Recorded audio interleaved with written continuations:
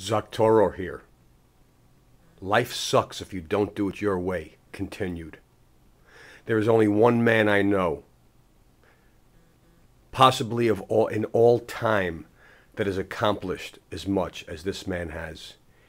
He went from speaking no English, arriving in the United States with no English at age 19 years old, to becoming Mr. Olympia at 22 years old, the most coveted title in bodybuilding, probably the hardest title to win next to being the heavyweight champion of the world. Then went on to be, he won that title 7 times just to show the world that it was no fluke and that he was indeed the best of all time. He then went on to become the highest paid actor in the world. I believe he was one of the first actors to ever earn $20 million a picture. He held his fame for more years than we can ever know. He then went on, after these two incredible feats, instead of retiring like most people would, he then went on to become the governor of California. You know who I'm talking about. The man himself, Arnold Schwarzenegger, known as the Governator, the Terminator, or just plain Arnold. He's one of the few people in the world that when you say Arnold, you know who they're talking about. Now, how do you benefit from this? Because if you look how he did everything his way. He came here with no English, only a desire to be rich and famous.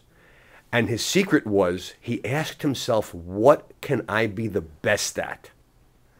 So when he came to America, he already knew that he could be the best bodybuilder in the world. You see, instead of coming here with hopes and dreams and wishes and maybes, he already knew his plan. And he also knew, this is what we're talking about, that he would do it his way. He didn't change his name to something more palatable to the American public. When he went into movies, he still wouldn't change his name. People said he could never become an actor with that thick accent. He not only went on to prove them wrong, he became the highest paid actor, and then went on to become the governor of California, which, other than Ronald Reagan, how many actors go on to become governors? So, he also he refused to make a lot of compromises in his life. He became rich very early. And if you do some research on the internet on Arnold and read some of his biographies, you will learn a lot about how to do life your way. Let me tell you, some people can say he's not a bright man. Some people can say he's a lucky man.